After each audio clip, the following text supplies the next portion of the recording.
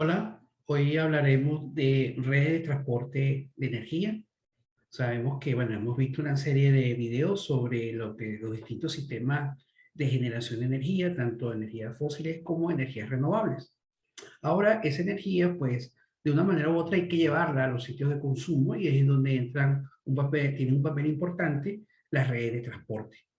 Estas redes de transporte pueden ser redes eléctricas, redes de oleoductos o poliductos o gasoductos, redes de vapor, quizás en menor proporción, menor tamaño, y redes de agua caliente, que es otra forma de llevar la energía desde el punto de generación a los puntos donde realmente se requiere. Vamos a ver a lo largo de estas láminas, vamos a comentar cada uno de este tipo de redes y sus respectivas características. Entonces pasamos a compartir las láminas. Bien, entonces la actividad de hoy, la clase de hoy, se llama, es la clase 13, redes de transporte y distribución de energía sostenibles. Comenzamos con una introducción. En el pasado, pues el transporte de energía a menudo consistía en transportar combustibles, que es biomasa y carbón, al lugar necesario mediante semovientes, o sea, mediante carretas impulsadas por animales. Luego, con la era industrial, se incorpora el uso de trenes, barcos y vehículos de motor para llevar estas formas de energía a los centros de consumo.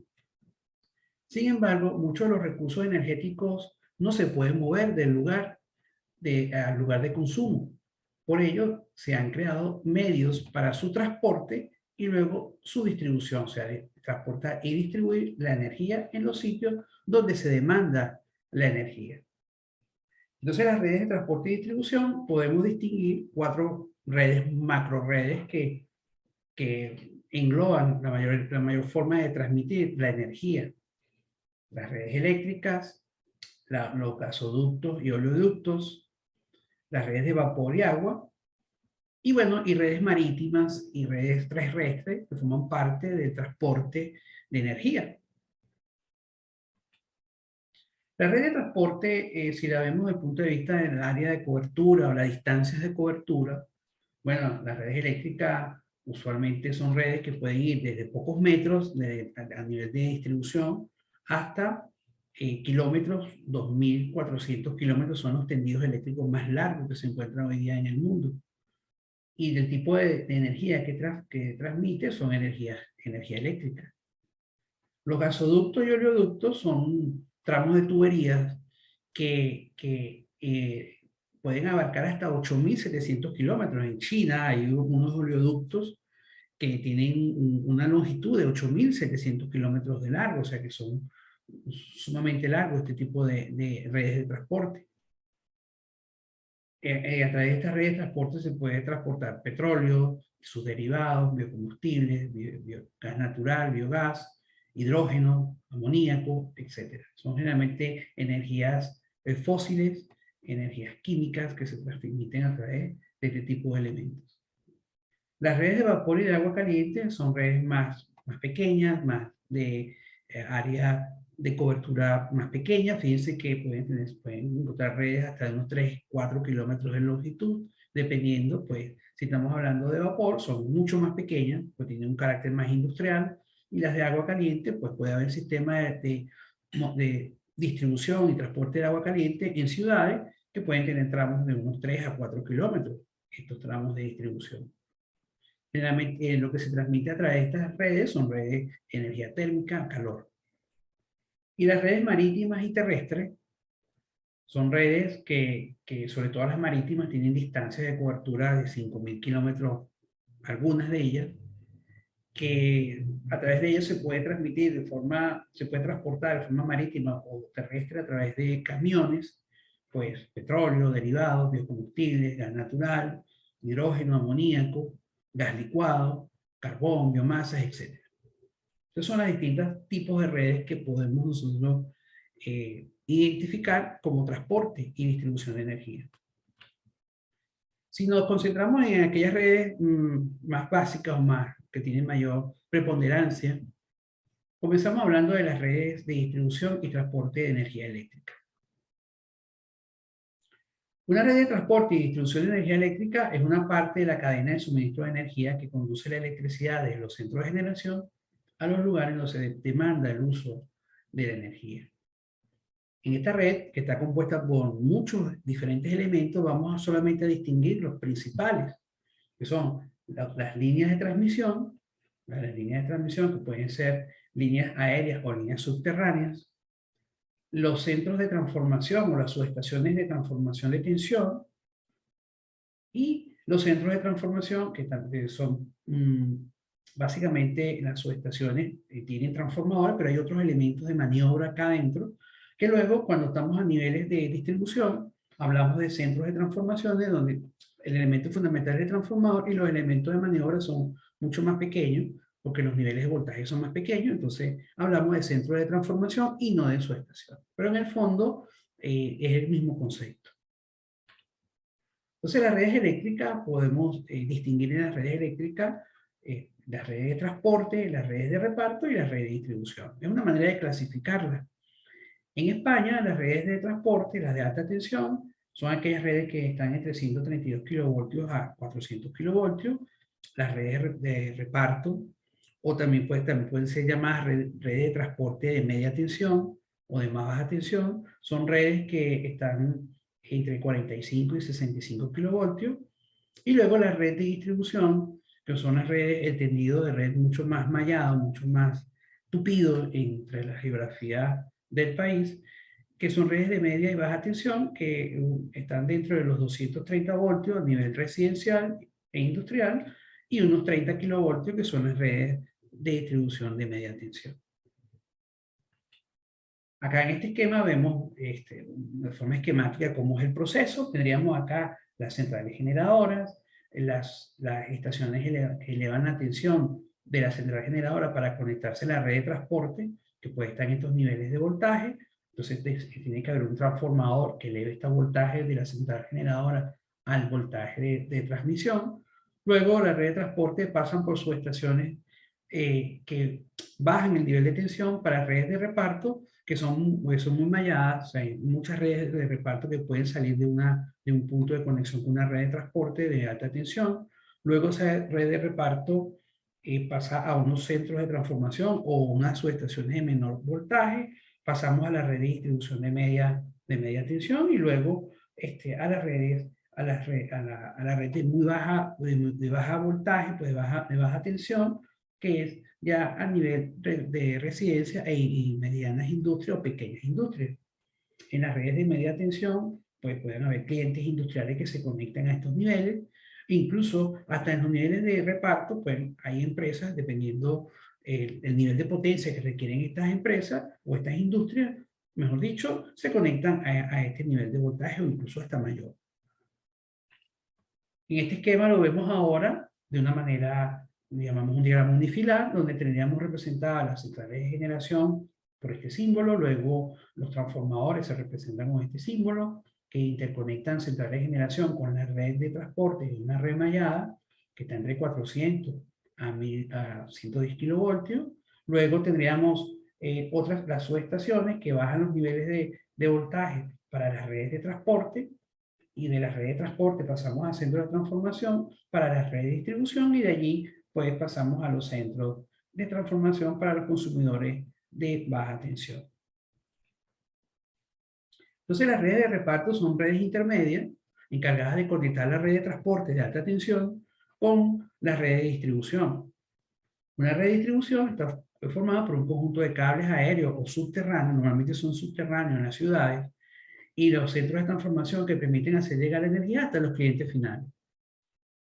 Los centros de transformación están ubicados en los núcleos de consumo y de allí pues sale el tendido eléctrico para los diferentes clientes que son servidos por ese centro de transformación.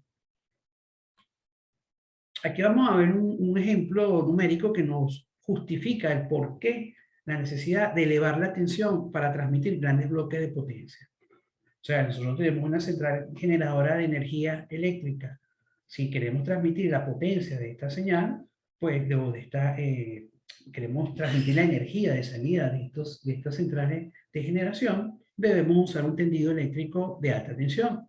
Para eso tenemos los transformadores. El transformador es un equipo eléctrico que nos permite a nosotros modificar el nivel de tensión que es generado en estas plantas a niveles más altos de transmisión. Para eso, pues, trabajamos con la siguiente relación. Pues nosotros tenemos voltajes del lado primario del transformador, corrientes del lado primario y la potencia de entrada del transformador. Luego vamos a llamar el lado 2 la salida. Entonces sería el voltaje del lado 2, la corriente del lado 2 y la potencia del lado 2. ¿Cómo relaciono yo estas variables, corriente y voltaje? A través de estas relaciones que son las relaciones de transformación. Yo sé que el voltaje del lado 2 entre el voltaje del lado 1 es igual a la relación de transformación.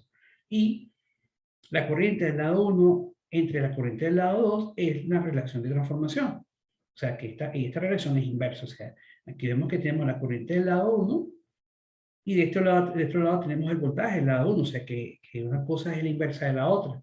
Lo cierto es que a través de estas relaciones nosotros podemos determinar, sabiendo, por ejemplo, qué voltaje tengo yo de un lado del transformador, puedo saber cuál es la tensión que tengo del otro lado. O al revés, si conozco la corriente de entrada del transformador, a partir de conocer la relación de transformación, puedo saber yo qué corriente tengo del otro lado. Entonces yo, por ejemplo, puedo decir que la tensión del lado 2 va a ser la relación de transformación por la tensión que yo tengo en el lado 1. Y la corriente del lado 2 será la corriente del lado 1 entre esa relación de transformación. Las potencias se relacionan entre ellas a través de la eficiencia del transformador. Entonces la potencia del lado 2 va a ser igual a la eficiencia del transformador multiplicado por la potencia del lado 1. Usualmente estos transformadores tienen eficiencias que pueden estar en el orden del 98 al 99% de eficiencia. Entonces, veamos este ejemplo numérico. Supongamos que de una estación de generación de energía yo produzco 100 megavatios y quiero transmitir ese 100 megavatios, lo paso a través de una subestación que eleva el voltaje a un sistema de transmisión.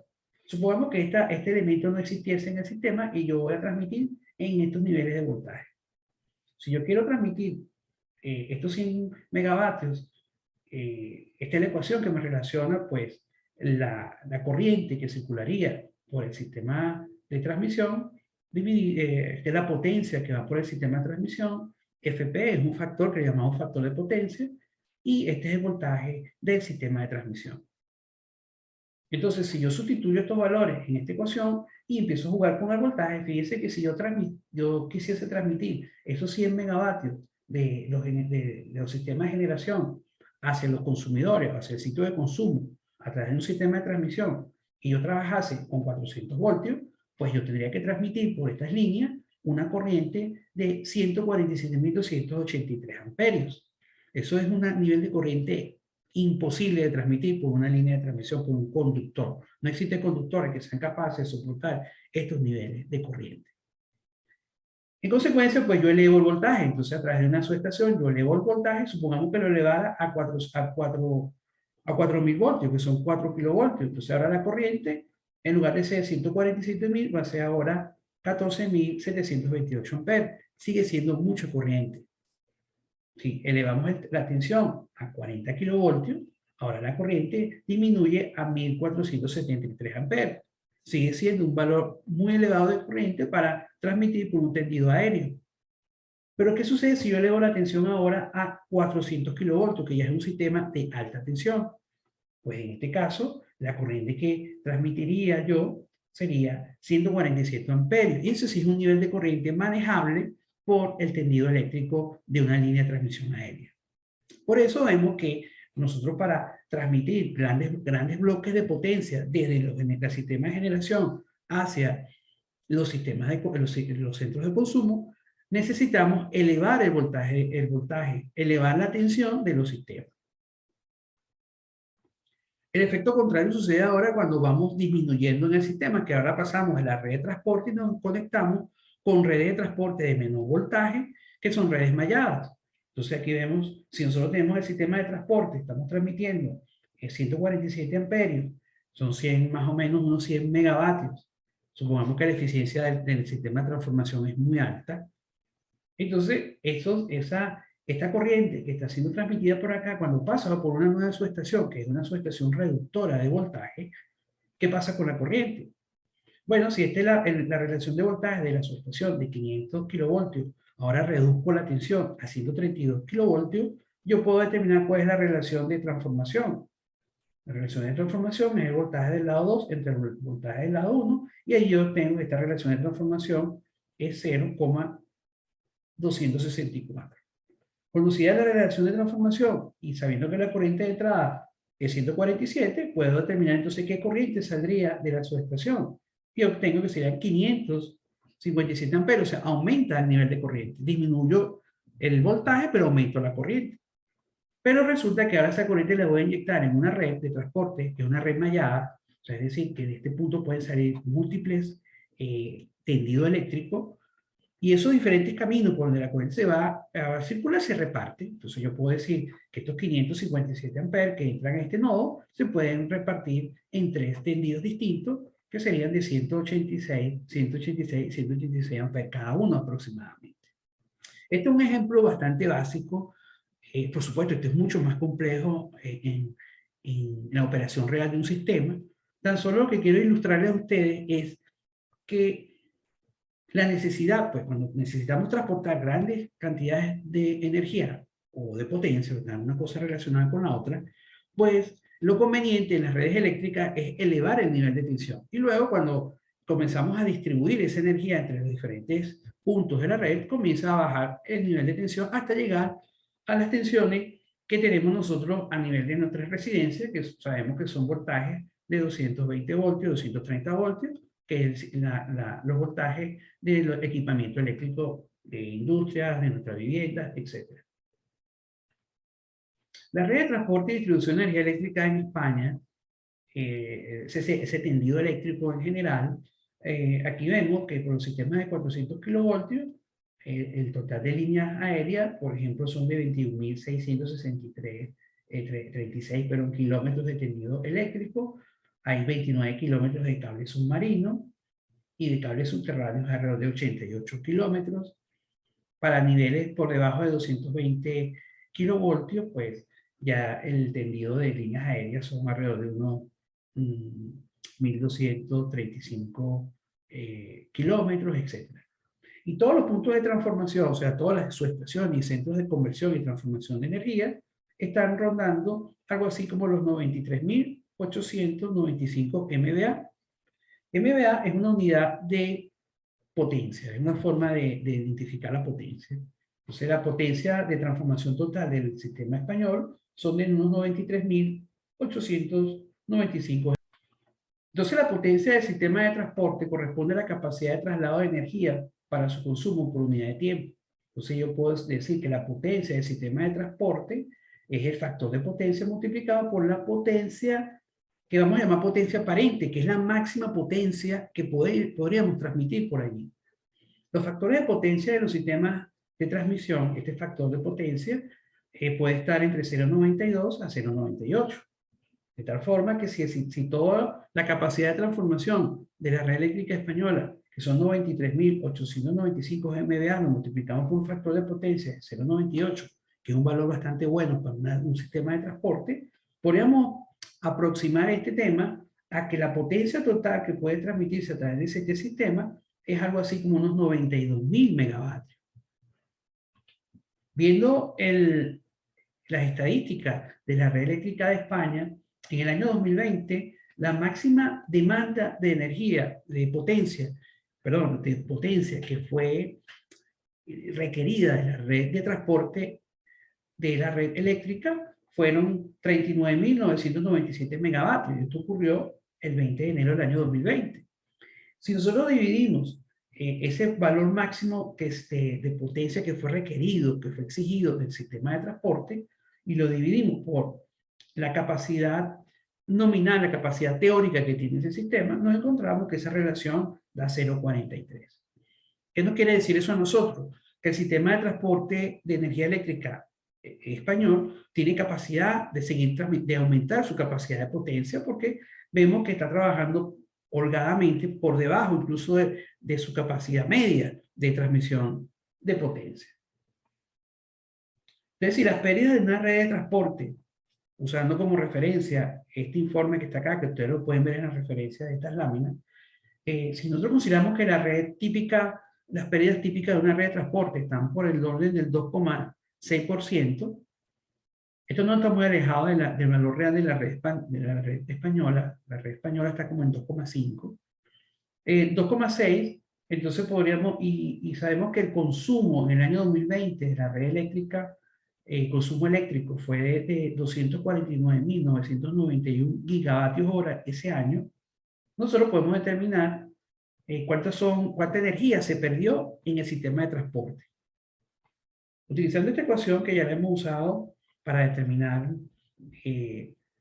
pérdidas, sabemos que la pérdida del sistema sería la energía que entra, la energía generada menos la energía de consumo, y la energía generada es la energía de consumo entre la eficiencia.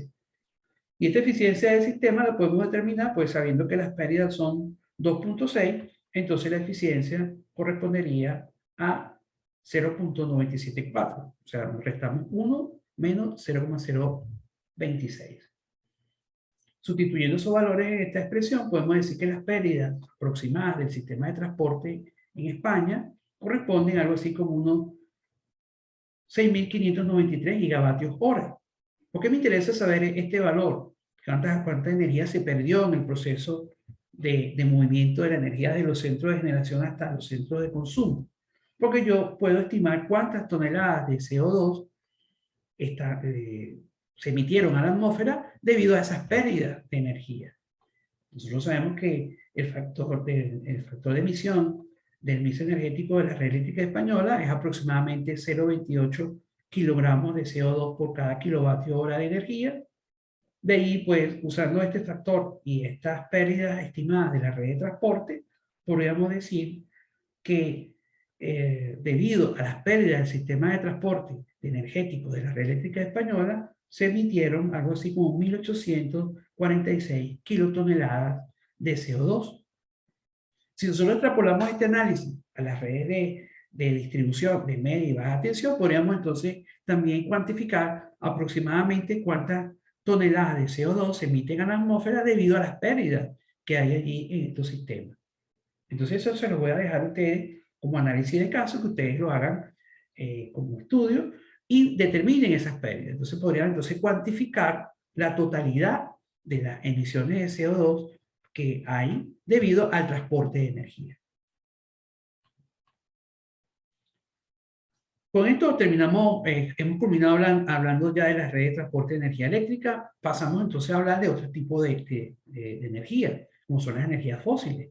Y un elemento fundamental en el sistema eléctrico o en el consumo energético europeo es el gas natural. Entonces, las redes de transporte y distribución de gas natural tienen una importancia preponderante. No solamente en Europa, en muchas partes del mundo también hay grandes redes de transporte de gas. El gas natural es vehiculado hacia los consumidores a través de redes de gasoducto que lo canalizan desde las fuentes de suministro. Entonces, en la red de gasoducto de un país hay que diferenciar entre la red de distribución primaria o troncal y la red de distribución secundaria. La red primaria es una red de alta presión que canaliza el gas desde las fuentes de suministro hasta los puntos estratégicos repartidos por la geografía del país y consiste en red de tuberías de transmisión de acero operada a presiones entre 5 a 8 megapascales. Mientras que las redes de distribución son redes de baja presión encargadas de llevar el gas hasta los puntos de consumo, consisten en líneas o distribución, tuberías en plástico, PVC, operadas a presiones entre 0,1 y 0,4 megapascales. Aquí vemos un diagrama de cómo es la red de gasoducto en la península de España. Vemos cómo es una red que es mallada y se identifican los diferentes lugares de conexión de esa red con interconexiones internacionales y plantas donde se recibe el gas licuado, el gas natural licuado, y este gas se gasifica donde se inyecta a esta red de distribución y transporte de gas. Entonces, la red de gasoducto en España consiste en una red troncal de más de 9.000 kilómetros, consta también de yacimientos subterráneos, donde se almacena el gas, son sistemas de almacenamiento de energía, tiene pues, su propio yacimiento de producción de gas, que no cubren la demanda, pero tienen su propio yacimiento, tiene conexiones internacionales con Francia, con Portugal y con Argelia, y puertos donde se ubican 6 plantas de regasificación, donde se recibe el gas natural licuado y ahí se gasifica de nuevo. Y el transporte se controla gracias a 14 estaciones de compresión situadas a lo largo de la geografía. Como veremos, el gas, por ser un fluido, ese gas, a la medida que va circulando por las tuberías, va perdiendo energía, pues ya hay que volverlo a comprimir para que continúe su movimiento a lo largo de toda la red mallada de distribución de gas. El proceso de transporte y distribución comienza de las plantas de licuación. Nosotros tenemos las zonas productoras de gas, están las instalaciones que comprimen el gas y lo convierten en gas líquido. Ese gas licuado se almacena en tanques que luego es transportado a través de buques tanques o buques metaneros, también se les denomina, grandes distancias desde los centros de producción de gas hasta la región consumidora. Y esta región consumidora tiene puertos para recibir estos grandes tanqueros. De allí se descarga el gas natural líquido a tanques de almacenamiento y luego está el proceso de tomar ese gas líquido y convertirlo de nuevo a gas, pues, a gaseoso, y distribuirlo a través de toda esta red de gasoductos. El gas líquido, para que sea líquido, tiene que estar muy frío a temperaturas bajo cero, específicamente menos 161 grados. O sea, estos son barcos criogénicos donde se transporta el gas en forma líquida a estas temperaturas. Un buque de traslado, de transporte de gas natural líquido o licuado, son barcos que tienen capacidad de carga entre 30.000 a 210.000 metros cúbicos. Aquí vemos en esta tabla algunas características de los barcos que transportan gases.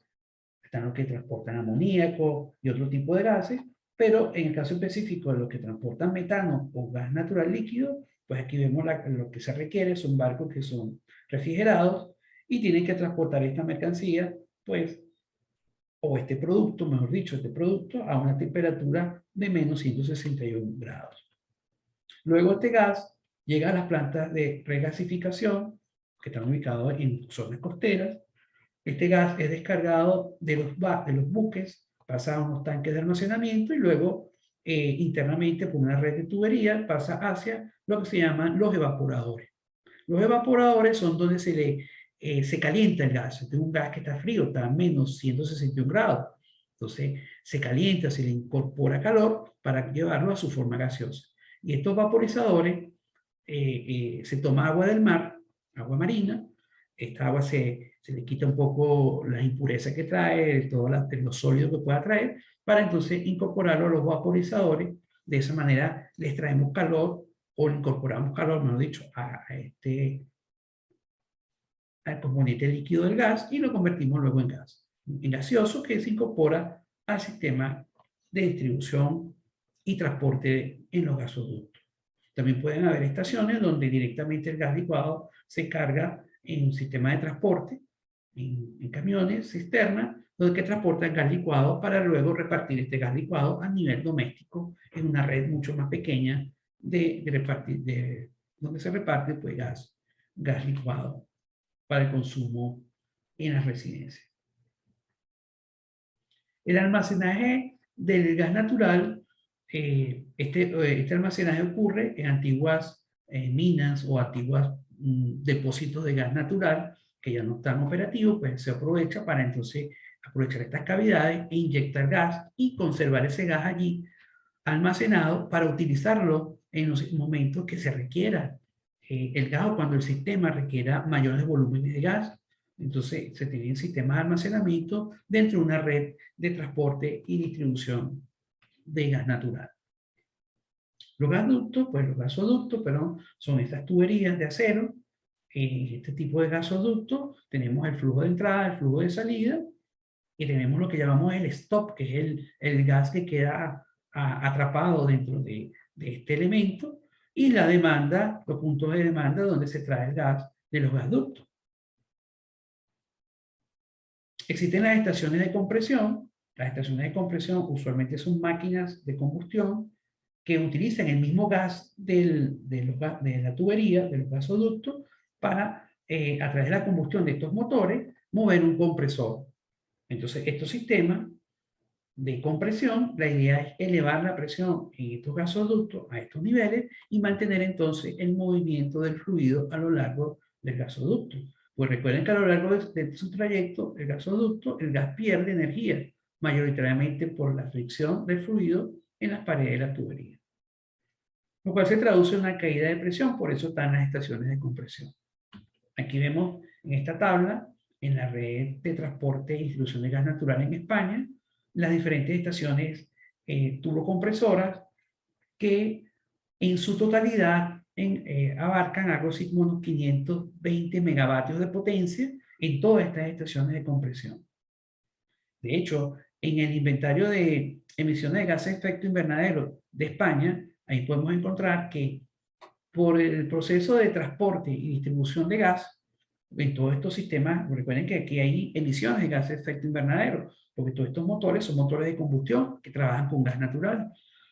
Y también hay procesos en las plantas de regasificación, también hay procesos que trabajan con el mismo gas natural, entonces hay emisiones de gases de efecto invernadero. En todo caso, pues todo el proceso de transporte y distribución de gas natural se estima en unos 3.792 kilotoneladas de CO2 equivalentes al año que se emiten en la atmósfera debido al proceso de transporte y distribución de gas natural.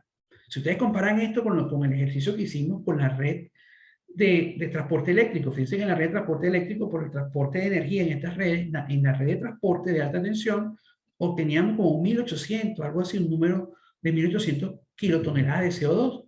Pero si a eso le incorporamos las redes de distribución y las redes de distribución de media y baja tensión, ese número aumenta. Entonces, eso es muy parecido, muy cercano a estas cantidades, que son entre unos 3.000 a 4.000 kilotoneladas de CO2 que se emiten por el proceso de transporte y distribución de gas natural y en el otro caso de energía eléctrica. Pasamos entonces ahora a hablar de las redes de transporte de vapor. Las redes de transporte de vapor, transporte de calor, son redes ya más micros, más pequeñas, que tienen realmente un ámbito de aplicación a nivel de industrias. Entonces, normalmente son redes de corta a mediana distancia debido a las pérdidas de calor y en consecuencia a la generación de condensación, vapor condensado. O sea, no pueden ser redes que pueden tener muchos kilómetros porque a la medida que ese vapor, ese fluido se va moviendo por esa tubería, va perdiendo, se va enfriando y entonces se va convirtiendo en vapor condensado, o sea, en agua líquida, con lo cual pierde poder calorífico y se pierde energía. Entonces, normalmente son redes de distancias cortas, con tuberías muy bien aisladas para evitar la pérdida de calor. Entonces, la distribución de vapor saturado, seco, en alta presión, es un transporte de energía calorífica al lugar de su utilización para aplicaciones de intercambio de calor y de calefacción en algunos sitios específicos. En la red de transporte de calor, de vapor, hay dos circuitos, el circuito de vapor seco y el circuito de condensado. Entonces, en la medida que si nosotros tenemos una caldera, producimos vapor, ese vapor seco va a ir por una tubería, pero en la medida que ese vapor va pasando por esa tubería, se va enfriando, va perdiendo energía y va pasando a su otra fase, que sería un vapor condensado, o sea, líquido. Entonces, en este circuito de distribución de vapor, que se distribuye en los diferentes puntos de su utilización, en calefacción, en ciertos tanques de proceso, hay un circuito de condensado, es un circuito paralelo donde nosotros tenemos que ir recuperando ese condensado, que es agua caliente, para luego esa agua caliente, lo ideal es cerrar el circuito y volverlo a inyectar a la caldera para aprovechar ya la energía que tiene esa agua caliente, un valor energético no se puede desperdiciar. Entonces, si nosotros queremos ser eficientes, todo este sistema de condensado se realimenta en la caldera para volver a producir vapor. Por supuesto, hacer esta distribución de vapor en alta presión implica mayores costos, porque se requiere mayor consumo energético, mayor combustible para poder aumentar la presión dentro de estas tuberías. Pero aumentar la presión tiene como beneficio que disminuye el diámetro de la tubería. Vemos que en esta curva, por ser un gas, el vapor, en la medida que tenga mayor presión, menor volumen ocupa. Entonces, evidentemente, entre mayor presión tenga el vapor, podemos distribuir ese vapor en tuberías de diámetros más pequeños. Lo cual significa que dentro de la red de transporte y distribución tienen que haber estaciones que disminuyan la presión del vapor. Entonces hay válvulas reductoras de presión que nos permiten distribuir el vapor a las presiones de aplicación, a las aplicaciones que se requieren dentro de la industria. Y en la parte de alta presión, pues tenemos la distribución, que sería como el equivalente a una red de transporte, y luego tendríamos una pequeña red de distribución de vapor. Aquí vemos los diferentes combustibles que se utilizan, las calderas, las eficiencias típicas de este tipo de equipamiento. Y ahora pasamos a hablar de las redes de transporte de calor, pero ahora en lugar de transportar vapor, se transporta agua caliente, lo cual significa que el agua caliente se puede transmitir a mayor distancia que el vapor. Entonces, este tipo de aplicaciones, que se llaman las redes de distrito, tiene hoy día mucho auge. Porque los sistemas basados en redes de distrito, que son redes de distribución de calor o frío, se denominan redes de distrito, y este sistema de distribución, estos tienen como objetivo ofrecer un servicio de climatización y agua caliente sanitaria a los ocupantes de los distritos de edificios de una zona provista por una red, garantizando una mejor eficiencia energética y calidad de servicio que se obtiene con instalaciones individuales. O sea, es decir, que en lugar de que cada cliente tenga su propio calefactor o su propia caldera, la idea es que con una red pública o una red privada, pero una red de tuberías internas, desde un punto de generación de esa agua caliente, se pueda repartir a lo largo de una zona o de un distrito. Los sistemas centralizados para la climatización, producción de calor o frío basados en redes de distrito, son básicamente un sistema de tuberías que permite conectar múltiples fuentes energéticas a múltiples puntos de consumo de energía. El principal motor del negocio de la red de distrito, y esto es importante, es el uso de energía térmica residual, que si no se aprovechase, se malgastaría. Entonces se supone que dentro de las ciudades, en las zonas industriales, hay muchos sitios donde se produce energía térmica que se aprovecha para el proceso propio de esa empresa, pero hay un calor residual que se desperdicia. Entonces las redes de distrito tienen sentido económico cuando se pueden interconectar todos estos puntos de generación de calor residual para producir agua caliente y repartirla en ese distrito. Entonces la integración de fuentes de calor residual implica que las redes de distritos produzcan unos niveles significativamente inferiores de emisiones de gases de efecto invernadero y otros gases en comparación con otras opciones. Entonces las redes de distrito, distribución de agua caliente aprovechando calor residual, es una forma de distribuir energía desde el punto de vista sostenible, porque podríamos nosotros repartir agua caliente a una gran cantidad de residencias y de industria en un distrito, aprovechando las fuentes de calor residual que hay en esa zona.